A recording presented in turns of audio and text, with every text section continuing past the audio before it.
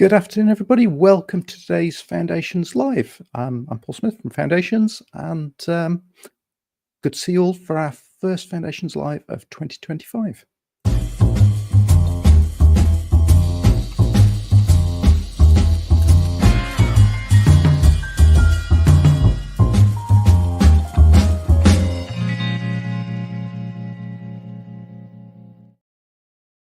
So let me be the last person of the year to say Happy New Year to you, because this is the first one we've done for 2025. And this is kind of a special one where we kind of look back on the Foundations Awards that we had, or Healthy Housing Awards that we had just before Christmas. We had a really nice day at the Stoller Hall in Manchester. So we've got some of the winners from that awards to talk about their award and what they did to win it later in the show. But just before we started, I just wanted to flag or kind of promote that we have got the DFG Champions Roadshows returning next month. So we're visiting Newcastle, Manchester, Nottingham, Plymouth, and then we've got 2 dates in London on the 9th and 10th of April. For this round of roadshows, we're going to be looking at a variety of issues around, I suppose, kind of in a nutshell, being a little bit short of funds, or kind of how you maximise the use of DFG if your kind of budget's getting a bit constrained, or you've got a high demand. So we'll be looking at how that kind of impacts on the kind of triage and assessment bit of the process at the start. We'll also be looking at how you can work with partners to make the most of kind of accessible housing across your locality. And we'll also be looking at how you can use your housing assistance policy and kind of make the most of your discretion when funding's a little bit tighter. So booking is now open for that. I think the dates in some of the date in Manchester is fully booked. I think there's a couple of tickets left for Newcastle, and the others we list a little bit later. I've got places left, but it'd be great to see at one of the events around the country. And one of the other little bits that we're going to cover as part of the day is around the Building Safety Act, and particularly how that applies to your kind of more standard adaptations like showers. So I'll be looking at what you need to do to comply with the Building Safety Act. I think there's been a bit of confusion around it, and that it does introduce some new requirements around high risk and high rise buildings, but it also has some connotations for just kind of standard adaptations as well. So we'll be covering that during the roadshows. I say it'd be great to see one of those in the coming weeks and months. So yeah, we'll be in Newcastle, Nottingham, Plymouth, Manchester, and London. Right, on to our award winners. And first up, we've got who we got first up? We've got Chris Park, who's the manager of Lancaster Home Improvement Agency. Foundations Live. Hi, Chris. Hi, Paul. How are you? Yeah, good. Thank you. Thanks for joining us this afternoon. What's happened to my background? There we go. Pleasure. There we go. That's better. That's better. So, yeah, Lancaster are a very kind of frequent visitor to the awards, and this year it was the kind of won the award for your hospital discharge service, which very very speedy. I think certainly looking at the entry, you kind of assisting people to return home very quickly, or if they've already returned home, to keep them there rather than bouncing back into hospital. So can you tell us about how that came about, Chris? Yeah. Afternoon, everybody. It was back in January 2023. We were approached by Lancashire County Council to take part in a pilot project aimed at providing solutions to housing-related issues that prevented patients from being discharged from hospital in a timely fashion. They created a memorandum of understanding. This project was wheeled out to all the different districts in Lancashire as well. So it's probably quite difficult for the county council to come up with something that fits everyone's organisation. So subsequently, it was a bit of a test of concept. They gave us the idea of what they wanted and gave us some guidelines to start off with, and allowed us a bit of freedom to you know, move the goalposts and work out how things are best suited to our district and organisation. So yeah, that was January 2023. We set about, under their advice, positioning ourselves within county council social services, and the social services department deal with a lot of the discharge process at the end of a patient's journey. So we embedded ourselves in that office there, got to know the staff, tried to drum up demand and essentially learn what the discharge process was and who the stakeholders were. And from there on, it developed, and we managed to look at other benefits and different people to approach and different teams to try and embed ourselves in, to try and speed this process up. So, I mean, if somebody's in hospital and kind of needs to return home, what's the process then? How do you support them? Well, the process is supposed to be that in the acute trust or your local hospital, that the staff on the ward should try and pick up some information about the patient's housing situation. They do have a process in place to deal with people who are potentially homeless, so that wouldn't go to us. In essence, there is a process already in place that goes direct to homeless teams. It's called the duty to refer to the homeless. The discharge coordinators then pick up the patient from that point, and if they've got some sort of housing related issue, historically they've tried to get it resolved themselves. Very difficult for hospital staff who've juggling a million and one things and don't have the expertise of maybe a home improvement agency has.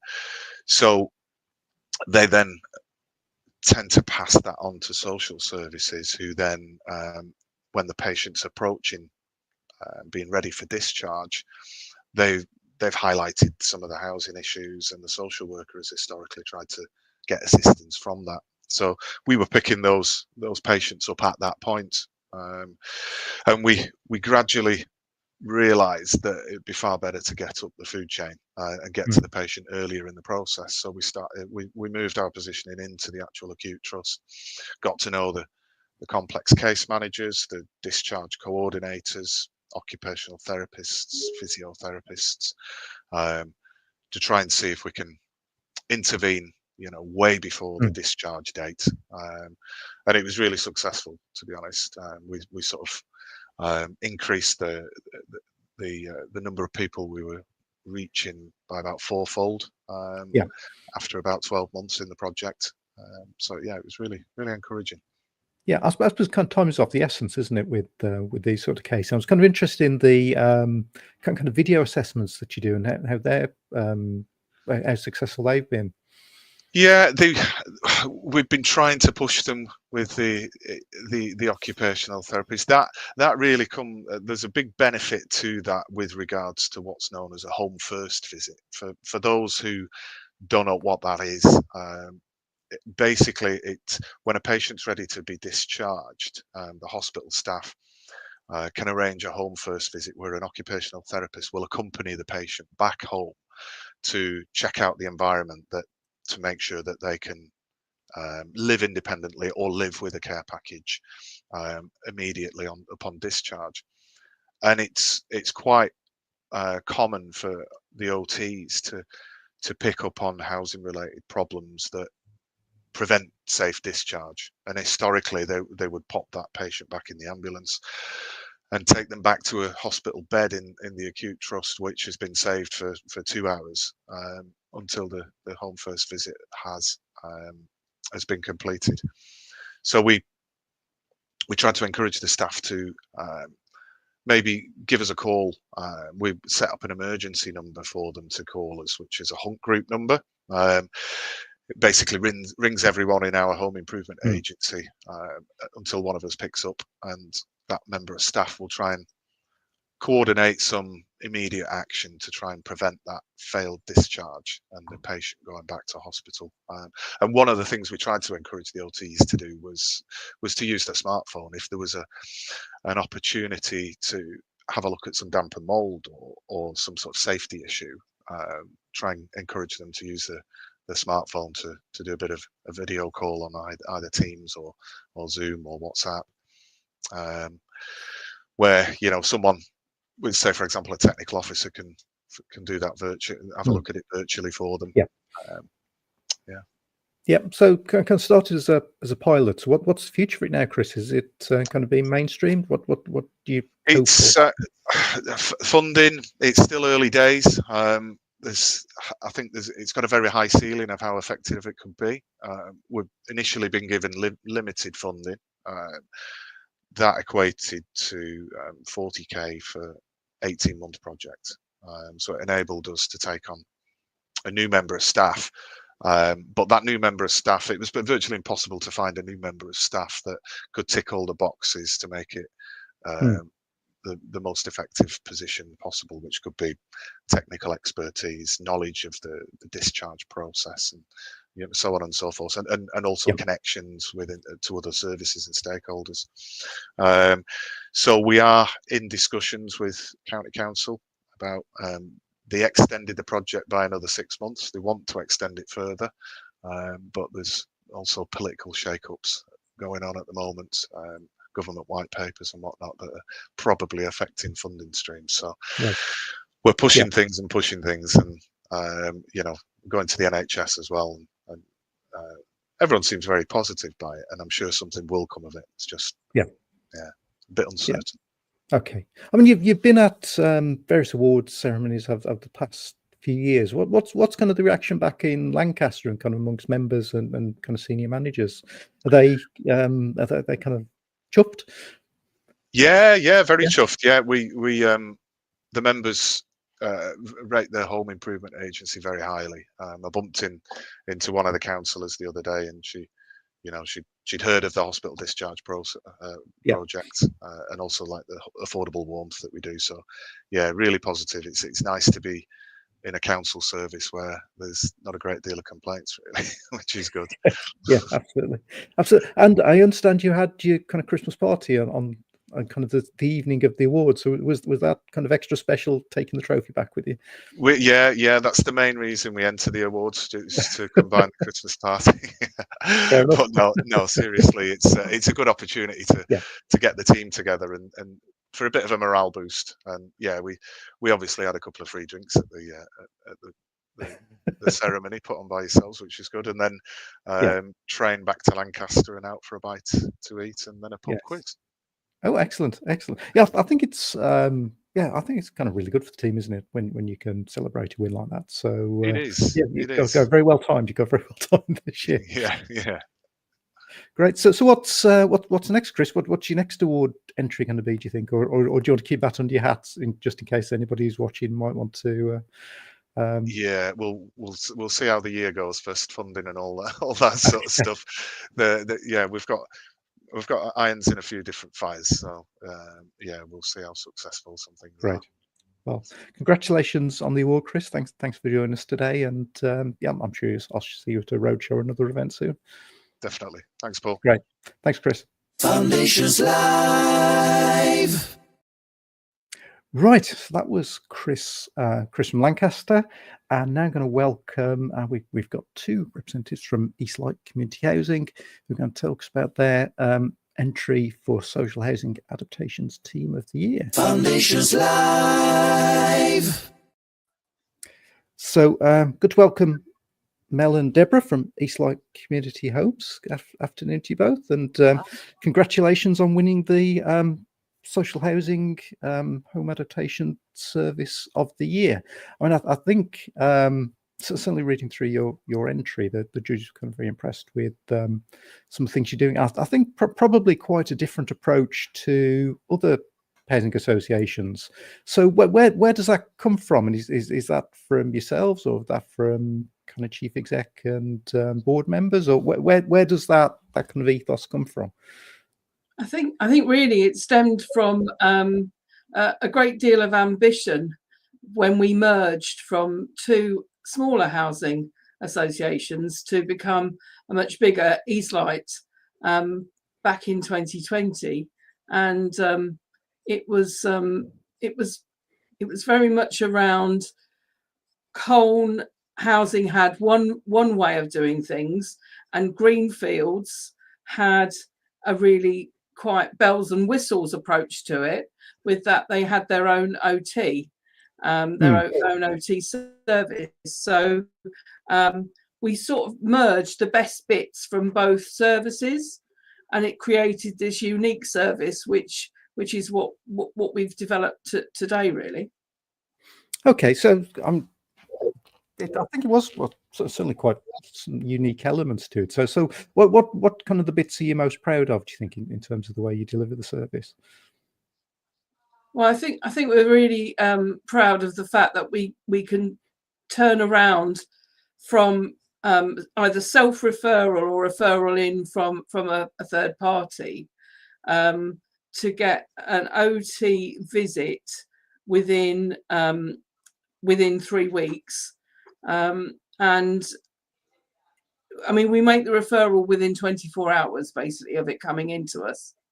And then the OT that we're using at the moment turns that into an appointment within 7 days. And then the visit and the report come back to us within 3 weeks. And I think that really quick turnaround is what helps our customers the most. Yeah. You know, they if they go via adult social care, they could be looking at upwards of 6 months for even an appointment. So in terms of the I think mostly based in Essex, aren't you? So in terms of the kind of district councils you work with, they're kind of happy to accept your OT's kind of recommendations in terms of DFG funding. So they don't particularly, social care don't necessarily get involved in those cases. The majority of them do. Yeah. The majority of them do, but not all. We're dealing with 9 district councils, and they all have their individual quirks. And without naming anybody in particular, there are some that like a belt and braces approach. So they'll take our OT recommendations, but then they'll probably do some checking of their own, which is absolutely fine, because really once it's left us, they then have to explain to the customer what the delay is, not us, because we've done our bit. We've been super speedy and got all the recommendations prepared and processed. We check eligibility, we make sure that the customers understand what the OT has specified, we make sure that that's what they want, and we do all that processing and archiving and keeping really good records. And then if the district council wants to do some more checks, that's entirely within their gift. But so in terms of the ones that do kind of accept your kind of OT's recommendations, do they still consult with the county council, or is kind of the county council happy that your OT is kind of recommending the kind of the appropriate adaptations? As far as I'm aware, no, they don't go back to the county council. No, they just have their own DFG pot of money, and if there's money in the pot, then they will go with it. As I say, it's not the majority of district councils that check; it's the minority. So it's pretty much accepted, and then they do their own work. Obviously, they need to means test everything. We don't get involved with that. So that they'll do all their usual DFG checking, due diligence and what have you, and then hopefully they'll commission the work. So one of the things that kind of interested me from you, or perhaps two of the things that interested me particularly from your application, one was that still kind of funding quite a lot towards the adaptations, where kind of a lot of housing associations have taken the view that they won't do that. So it's presumably you kind of still feel that that's important, that you make a contribution towards the adapting of kind of your own stock for your own tenants. Yeah, definitely. I think it's definitely about that. It's about maintaining our assets, and we are absolutely single-minded and focused about maintaining the quality of our stock, and we do that obviously hand in hand with our property services department. And we feel it's really important to be able to identify budgets that actually are just enhancing our properties. So if somebody has a level access shower, and it's a family home, that's absolutely fine in our view, because it doesn't cost very much to convert it back into a bathroom should that family move out. But as it is, that level access shower is going to be transformational in the quality of life for our tenants. So and over years we've developed this service so that we used to have a blanket ban on every first floor shower. There was no level access showers allowed in the first floor. And then we just sort of got our heads together one day and said, this is pretty nonsensical, when the cost, we'll be sharing obviously with the DFG, and to put the bath back if the family moves out is negligible in comparison. So let's do a brilliant job of fitting that shower, and then there won't be any leaks. So, there won't be any issues, because we're using top quality products with top quality workmen, and that was sort of the way we approached it. Really, think customer is sort of like our strap line. Yeah, it was kind of interesting. You kind of mentioned the kind of top quality material. So you're not kind of fitting kind of the cheap white plastic grab rails, and you kind of looking to do something that's a bit more kind of long term, sustainable, that kind of future tenants are going to appreciate as well. Well, we hope that that a lot of the adaptations don't look like a clinical setting, and we have trialed products which are made from completely different materials like stainless steel and what have you. But I have to say that I think there's work to be done in that whole design area, because our OTs weren't massively impressed with some of the trial ranges that we negotiated in.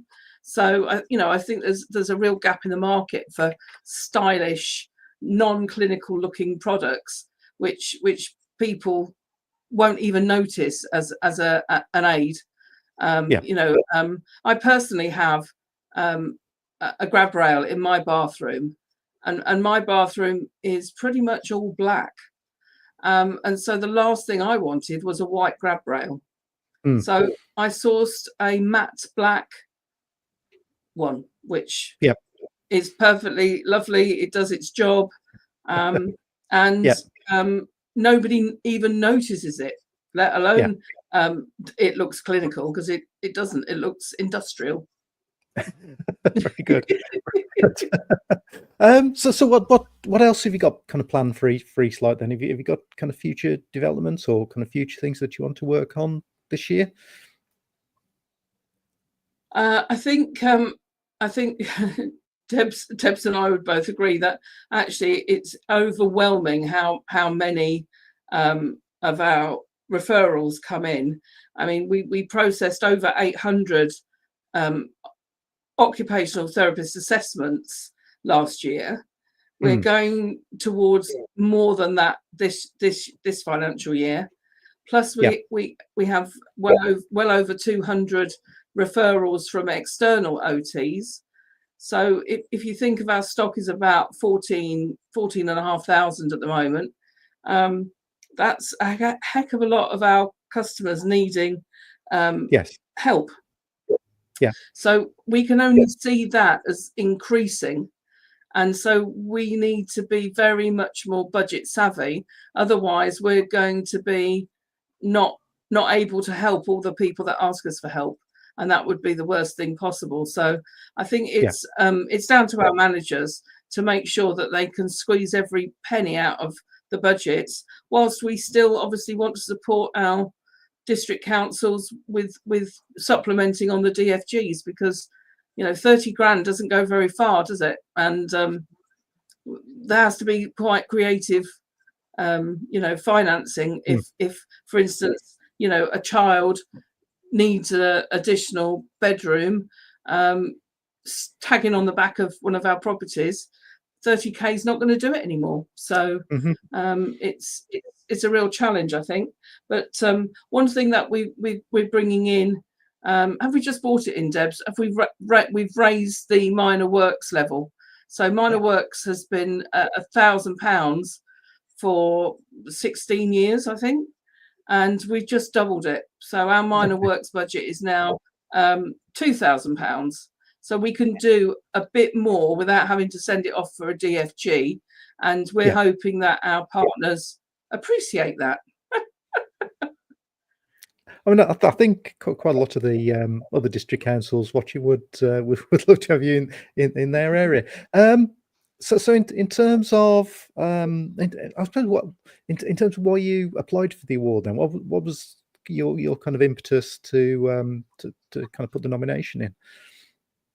Well, I have to say it sort of came from a colleague of yours.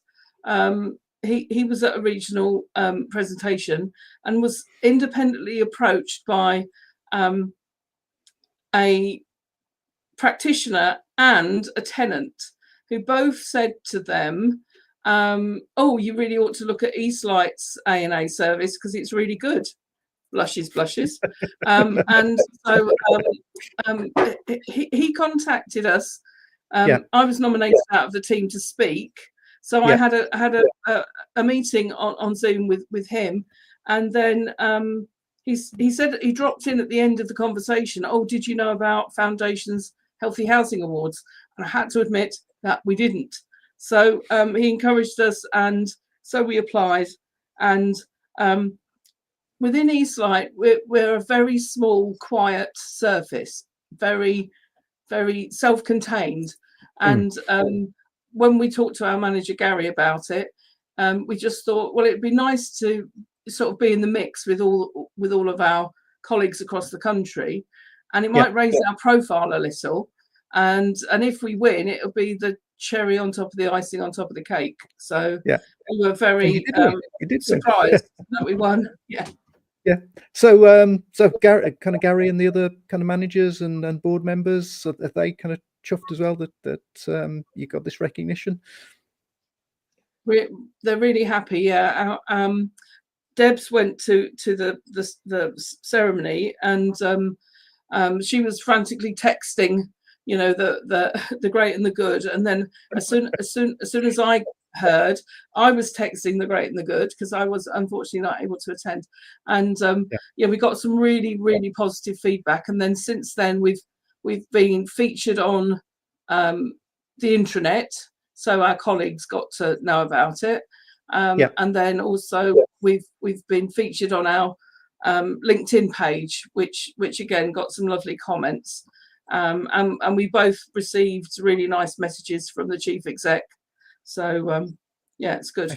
Excellent. Yeah, I think yes, certainly kind of from myself and the judges, we felt it was kind of really excellent entry, and highlighted some really good practice. And I think the Housing Ombudsman is about to release a report on severe maladministration around home adaptations in the social housing sector. So it's kind of really good to have an example from yourselves of how to do it well, compared to I think there are going to be some housing associations that don't do it quite so well are going to be kind of highlighting that report very shortly.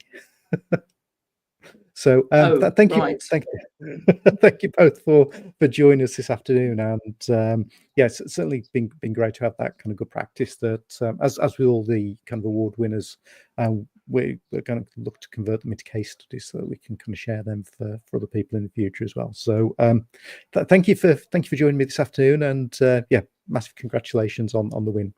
Thank you for having us. Thanks very much. Thank you.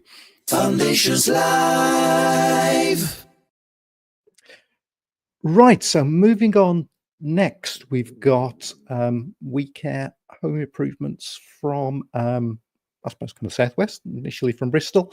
And I welcome Rob Herdswell. Foundations Live. Hi, Rob. Good to see you. Hey, Paul. How you doing? Yeah, good, thank you. Yeah, congratulations on, I suppose, reclaiming the crown as Home Improvement Agency of the Year. one that kind of We Care have won in the past. Yeah, must be chuffed to kind of get the crown back. I've kind of recently kind of taken over the running of the organisation. Yeah, no, that's right. We have won it a couple of times, haven't we? But I've only been here about a year, so none of it under me. So it's nice to win, nice to maintain that and not hold up the previous standards, maybe. Yes, yeah. So I mean, I suppose one of the things from your common nomination was just kind of the breadth of services that you offer across quite a broad geographic region. Can you just give us I suppose, kind of a flavour of the sort of things you're involved with? Yeah, I mean, in terms of the region, we operate across the southwest, I guess, but extending northwards a bit. Primarily at the moment in Gloucestershire, Bristol, and Bath and North East Somerset. We also provide services across the region to other local authority areas, but not so extensively. Yeah, it's hard to summarise neatly what we do. That's why I asked you to do it rather than I'll give it a go. But I kind of think of it as two. Well, we kind of think of it in two main parts. So one is hospital discharge, helping people get home from hospital. The other part is independent living. So regardless of hospital, but remaining living in your home of your choice comfortably. So split between those two kind of needs, but we offer all of our services across both those types, if you like. And then we offer, so how do we categorize what we offer? But we offer some pretty typical, probably handy person services in both those areas. So minor adaptations, grab rails, that type of stuff. We deliver DFGs across some of our regions. We run a kind of tech. We have a technical capability, surveyors backed up by caseworkers to run the projects, whether it's hospital discharge or DFG, but to kind of project manage and look after the often vulnerable people who we're supporting. We have an in-house team who deliver some of these larger adaptations directly ourselves, so kitchen and bathroom adaptations typically, and then we have a couple of services. So I kind of think of that as the kind of handy person building type, physical type capability. But we run a couple of services that are a bit different, or I think of them a bit differently. One is called Housing Options, which I don't know if that's a standard term for it across the country, but supporting people whose home may have become insufficient for them, or they're living in the wrong house for their needs now, and the best option for them is to move, but they might struggle with engaging with that process or knowing how to go about it, and literally for some people it's really intimidating, or they don't know how to connect with an estate agent and get the process going. So we offer a service to support through that process from start to finish. That doesn't always end up with a home move. It might be that after going through that process, the realization is that an adaptation to the home might be the best option for the individual. And then the other thing, which we call Making Space, is a service that supports people with hoarding challenges, and does it it's effectively a mental health support service from the way that we run it, which I believe is the right way to run it. There's I've seen a statistic. I don't know. I can believe that this is believable, but it's quite impactful. It said 100% of forced clearances for people experiencing hoarding challenges, 100% of forced clearances fail to solve the problem. Yeah. So I think that says all you need to know, really, that it does need to be run as a kind of therapeutic counsellor-led service with clearance as the desired outcome, but not the starting point. And so we run that, and we support people across all tenures of housing with that, with a kind of patchwork of funding from different places. And I think that's probably it. That's the neatest articulation I can give. I can probably work on that. Yeah, very broad range. So in terms of the support for people to move, because I think through our charitable arm, kind of before your time, we did fund the pilot, helped fund some of the pilot of that. So, and I've certainly kind of referenced when the Older Persons Housing Task Force came out last year, that I thought we kind of thought for some time that actually it's the practical and emotional support that people need to move, not necessarily. I don't think it's kind of the option of types of housing or kind of the pull of extra care or whatever. It's kind of that, again, stuff out the loft, sorting out estate agents, sorting out moving firms that actually puts people off. Is that what you're kind of finding when you do support people to move? Yeah, I think that's exactly right. It's it can be as well people who have been in their home for a long time, and the thought of leaving it is quite a difficult one. So yeah, I think you said it, but the emotional support and the gentle steps along the journey to kind of realizing that, like I say, either a change of home environment is going to help them in the stage of life they're at, or maybe an adaptation is the outcome of it. So we go into it without assuming that a home move is the right outcome, and then see where we go. But absolutely, the emotional support is a significant part of it.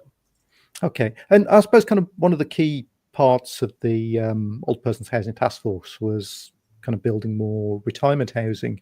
If you're kind of supporting people to move, is that where they're looking to move, or are they looking to move more into perhaps a smaller mainstream property or a bungalow? What's your kind of experience with that?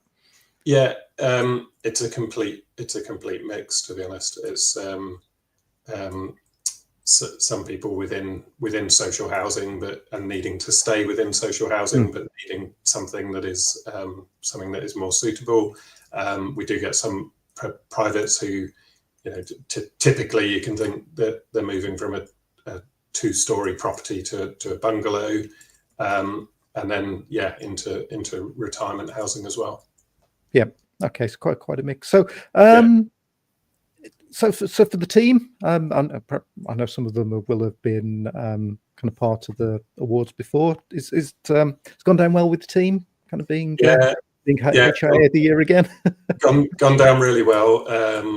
As I think lots of home improvement agencies are feeling the challenges of local authority funding and other challenges of funding. So it's not smooth sailing at the moment. So some good news is always welcome.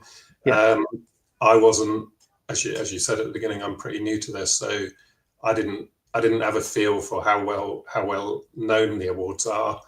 And I thought, I'll probably drop out a few emails to our commissioners and mention it to them. I didn't need to do that before I did anything. Within 24 hours, I'd had a whole load of congratulatory emails. So I think it's in the sector we work in, at least it's really well recognised and understood, and people are aware of it and recognise what it is. So yeah, it was great. So what's next for Waycare, Rob? Have you got more different projects or kind of more of the same, but perhaps over a wider area? What do you kind of thoughts in terms of the future? Yeah, more. I think actually what we need to do is more of the same, and but trying to advocate with the local authorities we work with, but also the neighbouring local authorities for the benefit of some of these services. So the hoarding support, there's not many local authorities, not in our patch at least, there's not many local authorities who are funding that. but actually where we are doing it, we're seeing the benefits and the cost saving. Actually, that's not what's driving us, but the cost saving for social landlords and local authorities overall. There's a significant cost saving. Again, I think. Sorry, I'll come back to your question in a second, but I saw a stat that said on average it's an undealt with hoarding case on average costs a social housing landlord £45,000 by the time they've worked through all the problems it can cause. So we want to advocate for the benefits of some of these services, and we want to make our services more available to self-funders, and I think there's a real need for that. But historically, we've kind of focused on what can we achieve with the local authority funding. Yeah. Have you had much luck with kind of integrated commissioning boards and kind of health funding at this stage, or is that kind of a work in progress? Some of our, I'd say yes, we have had some success because some of our funding does flow from health. It's hard to penetrate and find the right people within the health system who are making those final decisions, or at least in our ICP, it's proving hard. But yeah, we do get a combination from our local authority and from the health system. Great. Well, thank you, Rob. Congratulations again on reclaiming the crown as HIA of the Year. Lovely. Thanks, Paul. Right. Thank you. Foundations Live. Right, and our last guest of today is actually somebody that I recorded an interview with a couple of days ago. So I'm not about to get changed. This is me last week. So I was interviewing David Owens, who was the final chair of the specialist section of housing for the Royal College of OTs. Good afternoon is David Owen, who has been the final chair of the specialist section for the specialist section of housing at the Royal College of OTs. And one of our awards was to kind of recognise the work that the specialist section have done. So welcome, David. I know you're the kind of chair of the specialist section, but there must be lots of other people that are involved and that we should recognise as part of this award. Who else should we thank? There's been many. There's been many people that have had a huge amount of influence in working with the specialist section over what, the 30 years that it was in existence.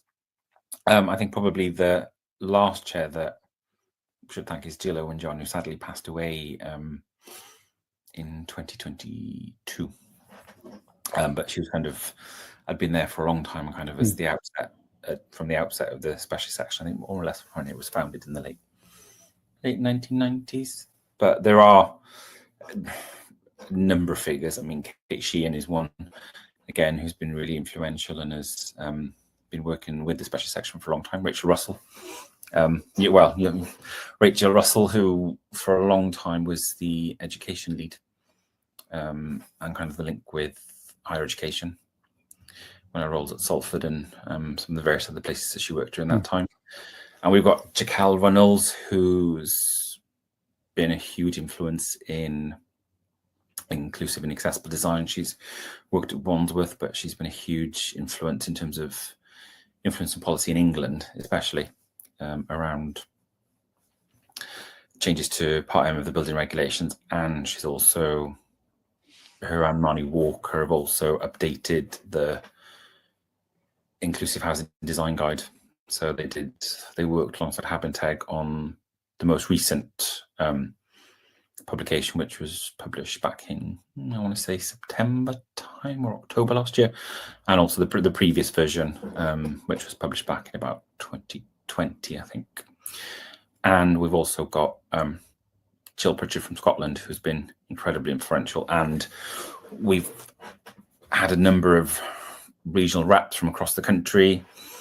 We've had Celia Talamo, for example, Sasha Kaku, who was representative for the Southeast for a number of years. She's based in Southampton. And we've got individuals like Michelle Finney, who've been working with the North, and I've forgotten Mary Putnam, who's was also the treasurer for a number of years. And we've got some sort of big figures like Mary Stobie, who retired a number of years ago. My first role in the section was taken over from her as the newsletter editor back in 2019. So it feels like a long time ago now. Yeah. But you know, there are a huge number of people who've had significant impact on the special section and kind of driving it forward, and the successes that it had.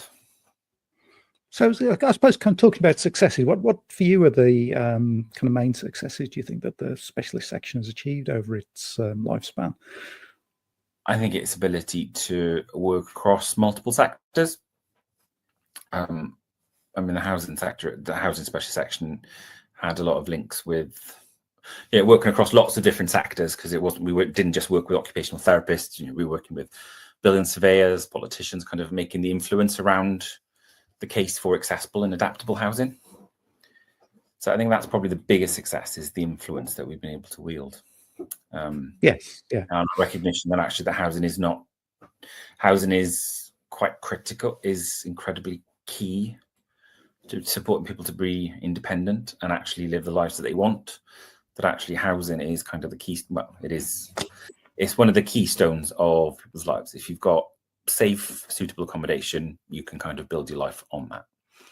And, you know, you've got somewhere safe from the world that you can carry on with your daily routines. That, you know, then you can start to rebuild your life from that. Yes, yeah, and I think it must have helped and supported hundreds of OTs in practice over the years as well, which is quite a legacy absolutely. as well. I mean, perhaps one of the biggest successes was the Gen Home project. So it's kind of collating all the, trying to bring together as much of the research and as much of the evidence base as possible to argue for why we need accessible and adaptable accommodation.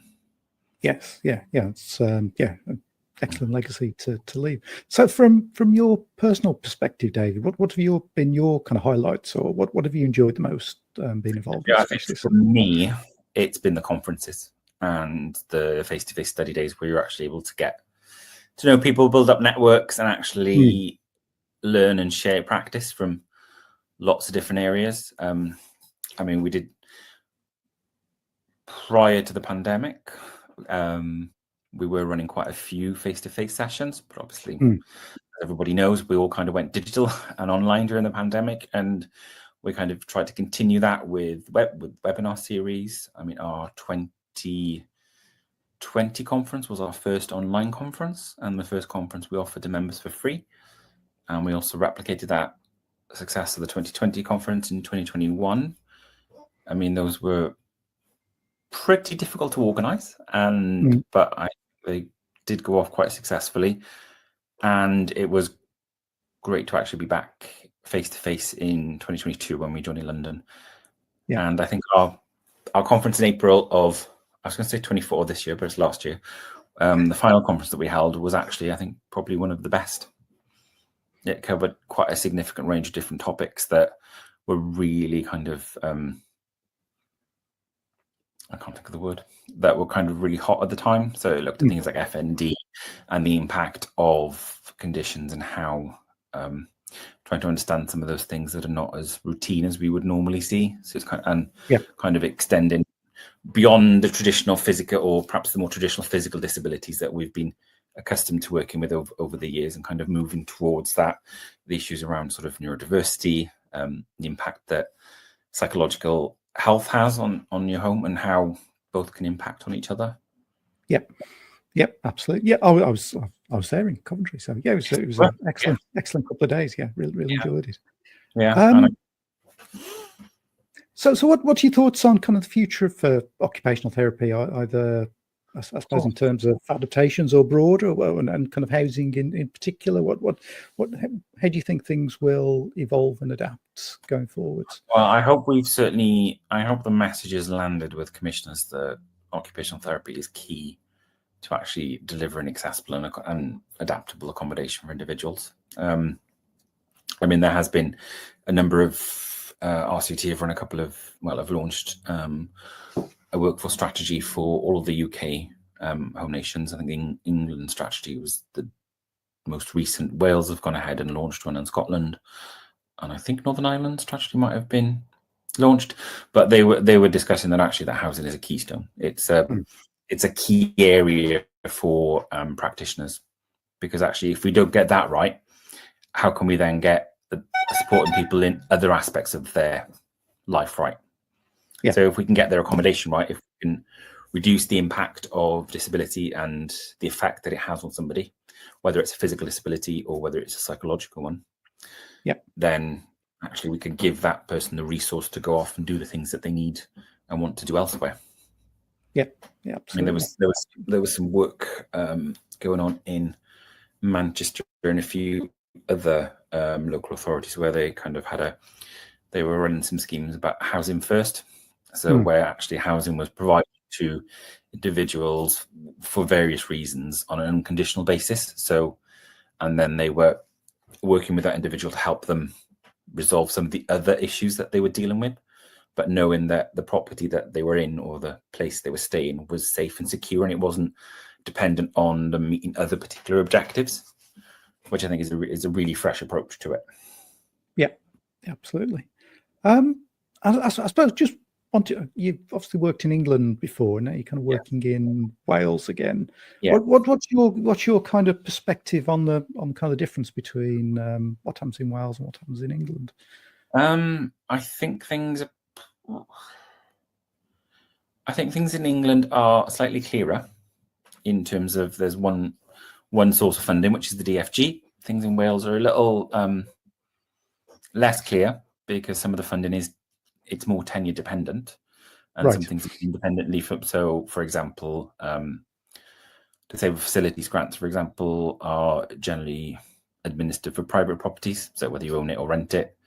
And then you've got for sort of most social landlords, they have access to a physical adaptation grant.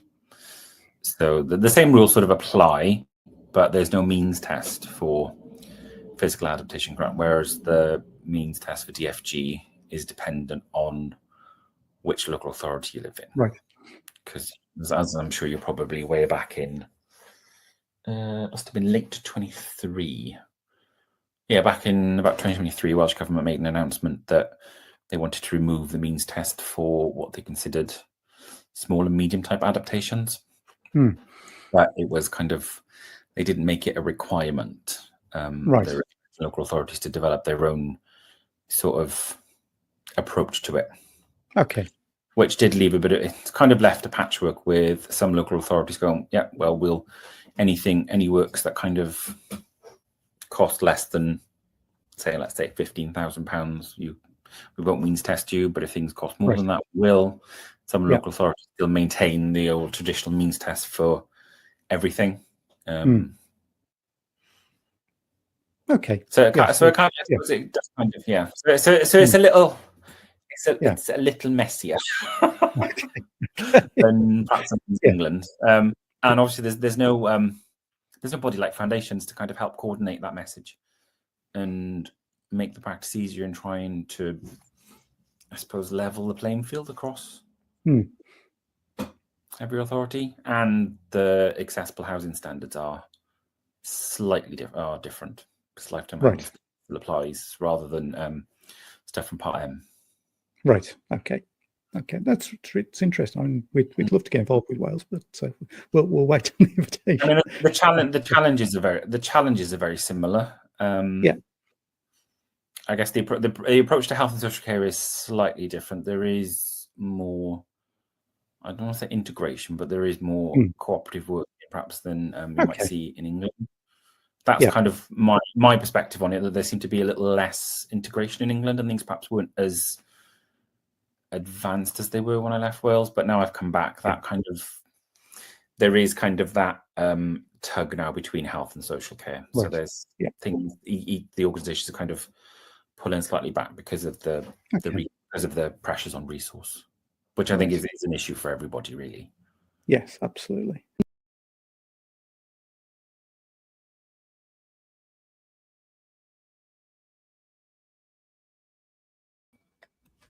There we go. So that was David Owen there, reflecting on his role as the final chair of the specialist section for housing at Arcot, which is now disbanded as they move into kind of a new way of managing their, I suppose, kind of relationship with their members. So thank you all for joining us today. Thank you to Chris, Mel, Deborah, and Rob for joining us as well, and kind of sharing their thoughts on the road. Sorry, I'm not on the roadshow. I'm saying, talking about the roadshows in a minute. On the awards. We will have another National Healthy Housing Awards later in the year. So entries or nominations for that usually open around May time, or open during the summer. And then we hold the ceremony usually in December, so you can link it up with your Christmas party. As I said at the start, with DFG Champions Roadshows return, visiting Newcastle, Manchester, Nottingham, Plymouth, and London.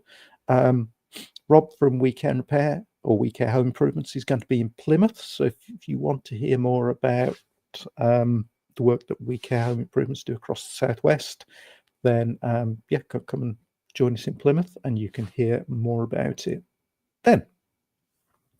So we've got other stuff coming up.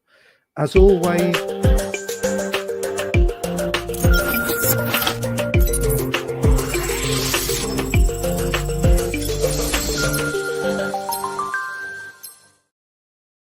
we have the DFG Champions Facebook group, which nearly 3,000 members of now. So if you want to join a growing community of people talking about DFGs, you can find us at facebook.com/group/DFG Champions.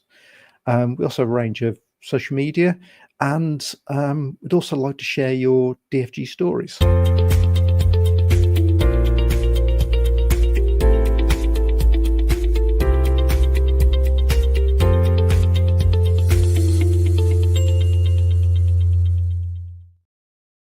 So we've been sharing lots of good news stories about DFG. So if you've got any of those, we really need brief description. We push those out on social media as often as we can.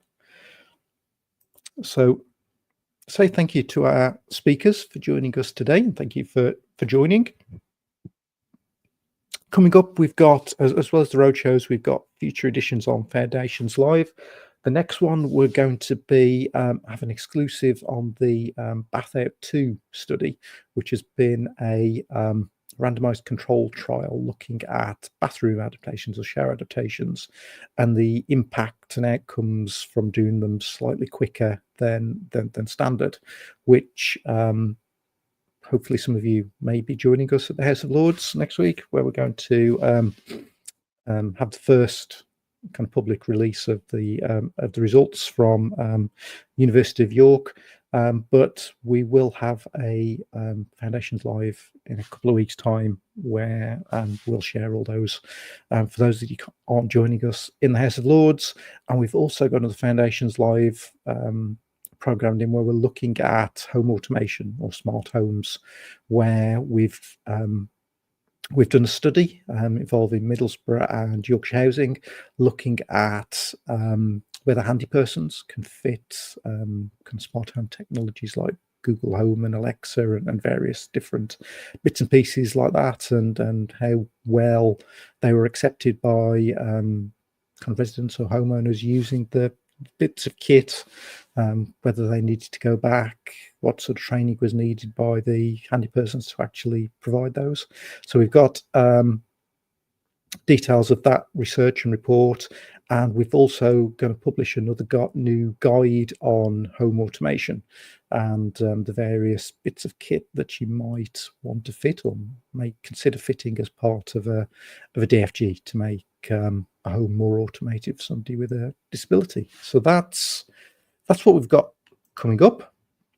In terms of feedback, we'll send you an email tomorrow for feedback, and if you need a CPD certificate, include your email address and we'll send that straight back to you. If you don't wait for the email, you can go to foundations.uk.com/webinar feedback and do that now. So thank you all for joining us for our first Foundations Live of the year. We've got plenty more planned, as well as road shows, as well as a DFG summit we've got planned for early July, and the National Healthy Housing Awards that will return at the end of the year. So that's it for today. Good to see you all, and hope to see you again soon.